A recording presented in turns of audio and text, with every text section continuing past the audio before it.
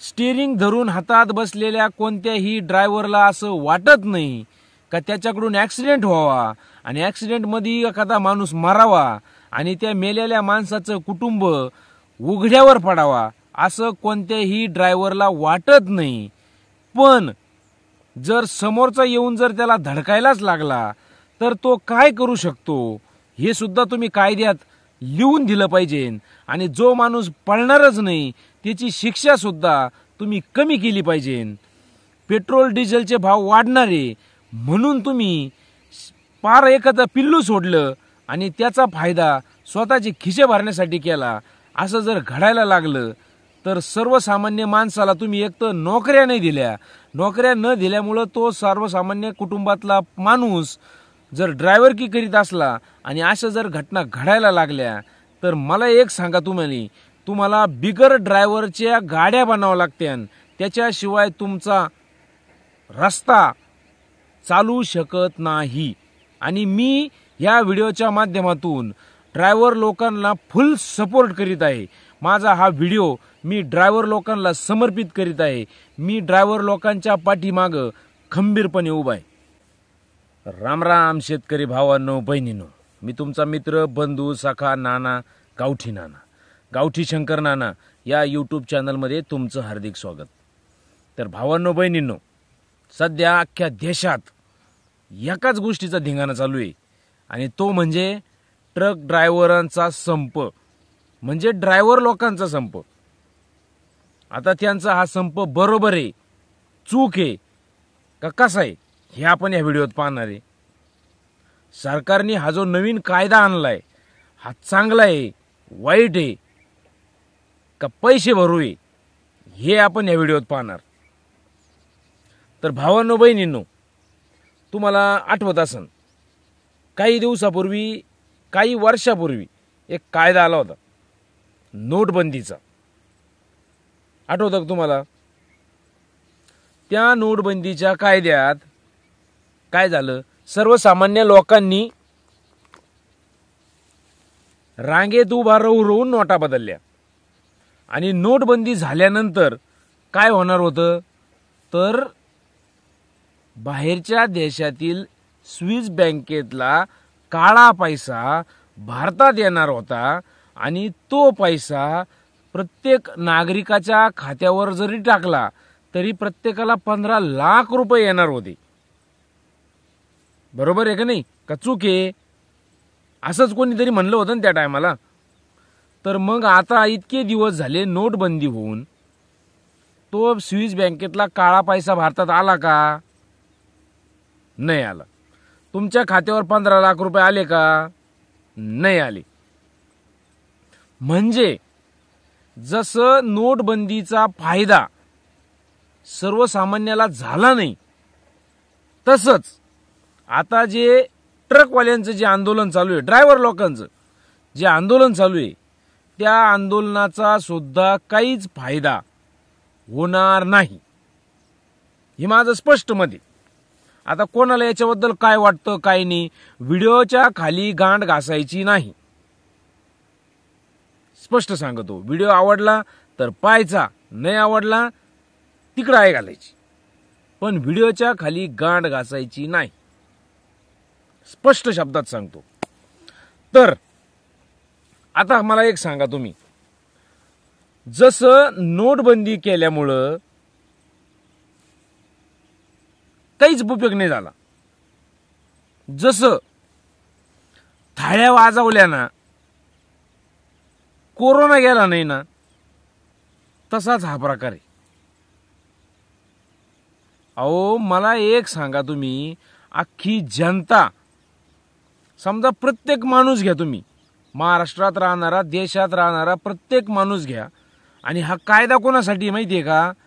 ज्याच्याकडे driving licence आहे किंवा जो गाडी चालवतो त्याच्यासाठी हा कायदा आहे.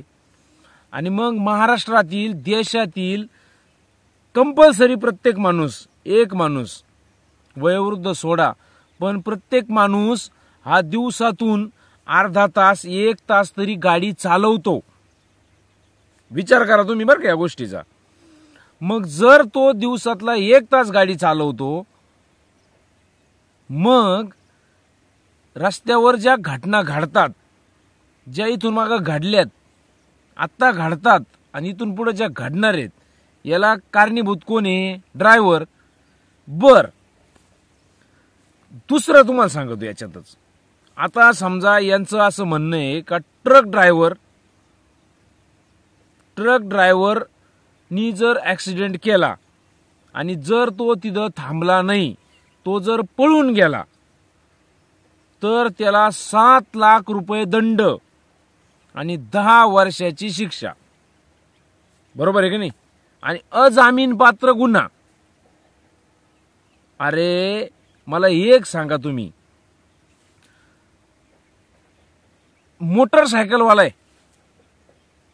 मोटरसायकलवाला जर दारू पिऊन गाडी चालू राहिला आणि तो ट्रकवाला, हा मोटरसायकलवाला त्या ट्रकवाल्याला जाऊन धडकला, मेला, तरी पण गुन्हा कोणावर होणार आहे?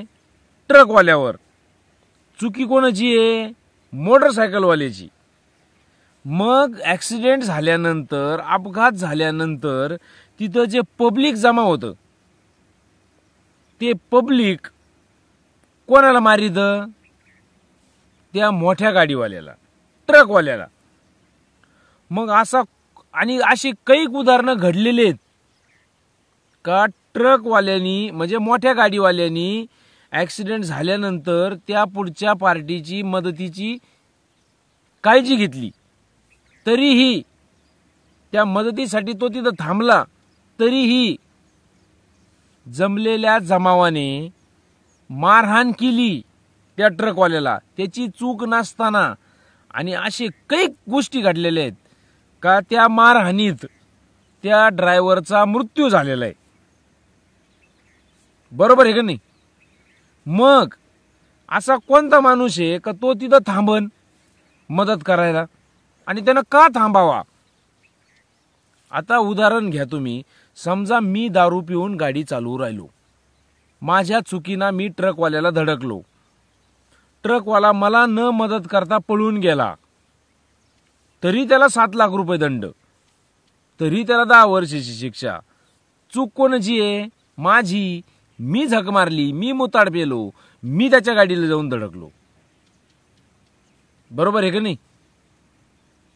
आणि तरीही काय का चूक त्याचीच दाखवणार. लहान्या गाडीवाल्याची चूक दाखवत नाही कुणी, सगळी चूक मोठ्या गाडीवाल्याची दाखवणार. बरोबर आहे की नाही? आणि याच्यात पण आता 2024ला निवडणूक आहे. 2024ला लागलंय आता आपल्याला कचकचा, म्हणजे काल परवा. मग आता 2024च्या निवडणुकासाठी काहीतरी राजकीय फंडा अवलंबायचा आहे. त्याच्यातली सुरुवात तर झालेलीच आहे. राम मंदिराचं उद्घाटन करायचं आहे, याची सुरुवात आधीच झालेली आहे. म्हणजे हे राजकारण चालू आहे. आणि हे तुम्हाला वाटत असेल का बाबा नाना भाऊ शेतकऱ्यासाठी बोलतो आणि आज हा मुद्दा सोडून कसं काय बोलू राहिला? तर मला तुम्हाला सांगायचं आहे की मी मुद्दा सोडून अजिबात नाही बोलू राहिलो. तुमच्या शेतातला माल, उदाहरणार्थ घ्या, आता ऊसाला तोडी चालू आहेत. ऊसाची तोड घेऊन, ऊस घेऊन जो ट्रक चाललेला आहे, त्या ट्रकमध्ये समजा 25 टन माल आहे आणि त्या गाडीचा ॲक्सिडेंट झालेला आहे. तो ड्रायव्हर पळून गेला, त्या ड्रायव्हरवरती केस होणार आहे. मग त्या शेतकऱ्याचा तो 25 टन माल, त्या शेतकऱ्याची काही चूक नसताना रस्त्यावर पडून राहणार आहे 3 दिवस 4 दिवस. कारण त्या गाडीवरती केस होणार आहे, त्या ड्रायव्हरवरती केस होणार आहे. मग त्या शेतकऱ्याचं नुकसान होणार आहे का नाही होणार आहे? सरळ सरळ आहे ना.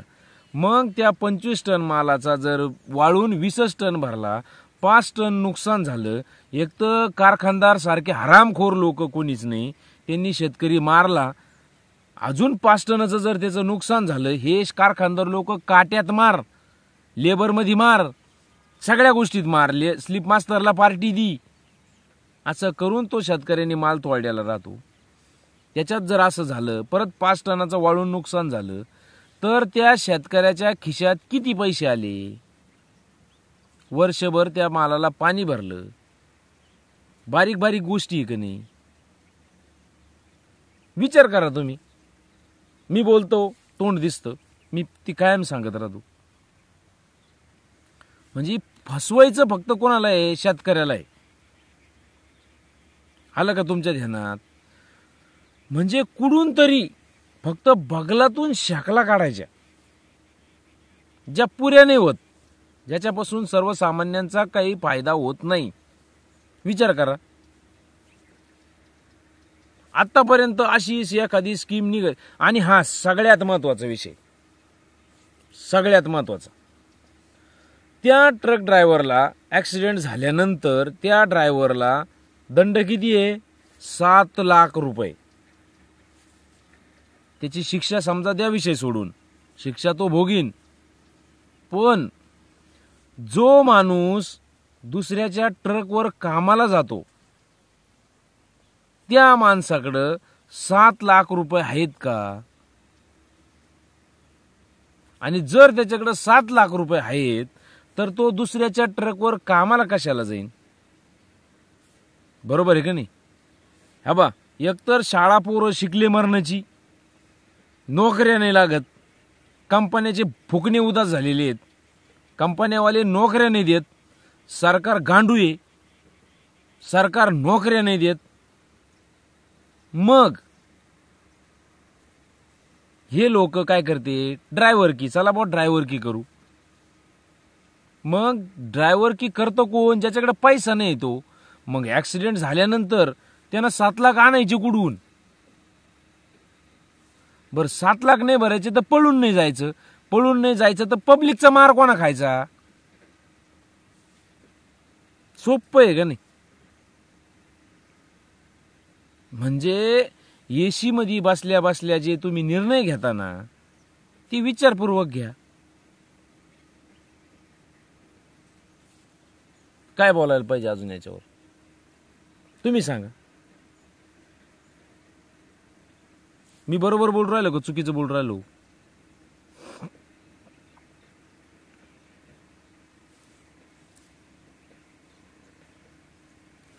वाळूत मुतल्यानंतर जसा त्याचा फेसही होत नाही आणि पाणीही दिसत नाही, तसंच केंद्र सरकारने अगोदर लागू केलेली नोटबंदीची प्रक्रिया जशी त्याला बुडच नव्हता तशी होती.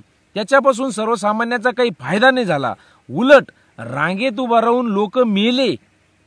तसंच हा जो हिट अँड रनचा कायदा आणलेला आहे तुम्ही आता, हा कायदा ही साव भंगार आहे. याच्यातून फक्त सर्वसामान्य ड्रायव्हर लोकांचा मार पडणार आहे त्यांना, बाकी काहीच नाही होणार.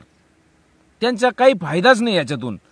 आणि तुम्ही विचार करा, आता जी हे ड्रायव्हर लोक रस्त्यावर उतरलेले आहेत, याच्यातून जर काही घडलं तर याला बी जबाबदार कोण हो? तुम्ही आम्हीच आहे ना. म्हणजे पैसा नाही म्हणून तो ड्रायव्हर की करतो. बर, आता परत शेतमाल, आता भाजीपाल्याची वाहतूक करायची आणि ड्रायव्हर लोकांचा संप चालू आहे. मग त्या शेतकऱ्याचा भाजीपाल्याचं झालं का वाटोळं? झालं का नाही? शेतकऱ्यासाठी काय? प्रत्येक गोष्टीत शेतकऱ्याचं मरण आहे, मरण आणलं जातं, काहीच नाही दुसरं. काय बोलायला पाहिजे ना त्याच्यावर? प्रत्येक वेळेस नवीन कायदा करायचा. अरे मग मला काय म्हणायचं तुम्हाला माहितीये का? तुम्हाला जर नवीन कायदा करता येतो, प्रामाणिक मत सांगतो माझा, भावांनो बहिणींनो, जसं आता केंद्र सरकारने हा हिट अँड रनचा नवीन कायदा आणलेला आहे, जसा त्यांनी नोटबंदीचा कायदा केला होता एका रात्रीत, त्याच प्रकारचा कायदा आता त्यांनी आता आणलेला आहे. मग विचार करा तुम्ही, ह्या सरकारला जर असे कायदे करता येतात तर मग त्यांना मराठा आरक्षणाचा कायदा का करता येत नाही? का करता येत नाही? त्यांच्या हातात येणं सगळं, मग का कायदा करता येत नाही? का ड्रायव्हर लोकांचाच काय घेऊन बसले तुम्ही? मी सांगतो तुम्हाला, 75% ड्रायव्हर लोक चांगली ड्रायव्हिंग करतात, 25% ड्रायव्हर लोक दारू पिऊन ड्रायव्हिंग करतात. मग जो दारू पिऊन ड्रायव्हिंग करतो का त्याला शिक्षा झालीच पाहिजे. पण जे 75% गावाबरोबर किडे रगडले जाणार आहेत का, त्यांचा सुद्धा फायदा पाहिलाच गेला पाहिजे. तिथं थांबून पब्लिकचा मार खायला तो ड्रायव्हर मोकळा आहे का? त्याला पगार किती? 1200 रुपये रोज आहे का त्याला? विचार करा तुम्ही. फक्त बोलणं सोचतं. आजपर्यंतच्या इतिहासात अपघातानं किती लोक मेले, किती लोकांना न्याय मिळाला? या प्रत्येक गोष्टीत फक्त ड्रायव्हरचीच चूक आहे का? याच्यात फक्त चूक कोणाची दाखवली जाते माहिती आहे का तुम्हाला? मोठ्या गाडीवाल्याची. आता पेट्रोलच्या मध्ये एक 8 दिवसापूर्वी बातम्या यायला लागल्या होत्या बा, पेट्रोलचे भाव वाढणार आहे, पेट्रोलचे भाव वाढणार आहे. ते भाव वाढू नये म्हणून ही पिल्लू सोडलं आहे का नाही? माग एक अफवा आल्या होत्या बा, महाराष्ट्रात हेल्मेट सक्ती करायची होती. नंतर त्याचा अभ्यास केल्यावर कळलं का ज्या माणूस हेल्मेट सक्ती करीत होता का त्याच माणसाच्या जावयाचे हेल्मेटची कंपनी होती. मग असा काही प्रकार आहे याच्यात? पाहिलं पाहिजे, चौकशी केली पाहिजे. बरोबर आहे का नाही? असं कोणत्याही ड्रायव्हरला वाटत नाही का ॲक्सिडेंट व्हावा, आपल्याकडून ॲक्सिडेंट झाल्यानंतर कुणीतरी मारावा, असं कोणत्याही ड्रायव्हरला वाटत नाही. स्टीअरिंग धरून हातात बसलेल्या कोणत्याही ड्रायव्हरला असं वाटत नाही का त्याच्याकडून ॲक्सिडेंट व्हावा आणि ॲक्सिडेंटमध्ये एखादा माणूस मारावा आणि त्या मेलेल्या माणसाचं कुटुंब उघड्यावर पडावा, असं कोणत्याही ड्रायव्हरला वाटत नाही. पण जर समोरचा येऊन जर त्याला धडकायलाच लागला तर तो काय करू शकतो हे सुद्धा तुम्ही कायद्यात लिहून दिलं पाहिजे. आणि जो माणूस पळणारच नाही त्याची शिक्षा सुद्धा तुम्ही कमी केली पाहिजे. पेट्रोल डिझेलचे भाव वाढणारे म्हणून तुम्ही पार एखादा पिल्लू सोडलं आणि त्याचा फायदा स्वतःचे खिसे भरण्यासाठी केला, असं जर घडायला लागलं तर सर्वसामान्य माणसाला तुम्ही एक तर नोकऱ्या नाही दिल्या, नोकऱ्या न दिल्यामुळं तो सर्वसामान्य कुटुंबातला माणूस जर ड्रायव्हरकी करीत असला आणि अशा जर घटना घडायला लागल्या तर मला एक सांगा, तुम्हाला बिगर ड्रायव्हरच्या गाड्या बनाव्या लागत्या, त्याच्याशिवाय तुमचा रस्ता चालू शकत नाही. आणि मी या व्हिडिओच्या माध्यमातून ड्रायव्हर लोकांना फुल सपोर्ट करीत आहे. माझा हा व्हिडिओ मी ड्रायव्हर लोकांना समर्पित करीत आहे. मी ड्रायव्हर लोकांच्या पाठीमागं खंबीरपणे उभा आहे. बोला, तुम्हाला काय म्हणायचं आहे? ड्रायव्हर लोकांची काही चूक नाही. आपलं सरकार कायदे बनवत आहे मनानी. ज्या कायद्यापासून देश चालतो कोणामुळं? सर्वसामान्य जनतेमुळं. मग जर सर्वसामान्य जनताच जर खड्ड्यात चालली तर जनतेला काय करायचंय? मग सरकार कोणाचं येऊ, काय घे नाही. माग ते एक दिल्लीतल्या एका मंत्र्यांना ऑड इव्हन का काहीतरी काढलं होतं पा तिथे. आज वेगळ्या नंबरच्या गाड्या चालवायच्या, उद्या वेगळ्या नंबरच्या गाड्या चालवायच्या. अरे कुठून चांगल्या शकला चालल्या, कुठूनही. आणि प्रत्येक तुम्ही काढलेला कायदा जर सक्सेसच व्हायला लागला तर मग तुम्हाला 100% मार्क द्यावा लागतील. बरोबर आहे की नाही? तरी पण मी तुम्हाला सांगतो, हे माझं वैयक्तिक मत आहे का असा कायदा निदान महाराष्ट्रात लागू करू नये, देशात लागू करू नये. याच्यामुळं ड्रायव्हर लोकांची जिंदगी खराब होणार आहे. कुणीही गाड्या चालवणार नाही. गाड्या जर चालवल्या नाही तर शेतकऱ्याचं बी नुकसानच आहे, सगळ्यांचेच नुकसान होणार आहे. कंपनीवाल्याचा माल जर 1 महिना त्या गाडीत पडून राहिला तर कंपनीवाल्याला झाटं फरक नाही पडणार. पण जर तोच माल शेतकऱ्याचा 1 महिना गाडीत पडून राहिला तर शेतकऱ्याचं वाटोळं होणार आहे. एक तर शेतकऱ्याच्या बाजूनं कोणीच नाही, त्याच्यात जर असे कायदे आहे त्याच्या भोवकंडी बसले तर मग रामकृष्णाजी. तर भावांनो बहिणींनो, मी जो हा मुद्दा मांडला या मुद्द्याबद्दल तुम्हाला काय वाटतं हे नक्की कमेंट करून सांगा. मी तुमच्या कमेंटची वाट पाहतो. आणि आजचा व्हिडिओ जर तुम्हाला आवडला असेल तर नक्कीच कमेंट करा. आणि तुमचा ह्या हिट अँड रन कायद्याला पाठिंबा आहे का विरोध आहे हे सुद्धा कमेंट करून सांगा. बरोबर आहे की नाही. तरी पण सगळ्यांना जय जवान, जय किसान, जय शिवराय.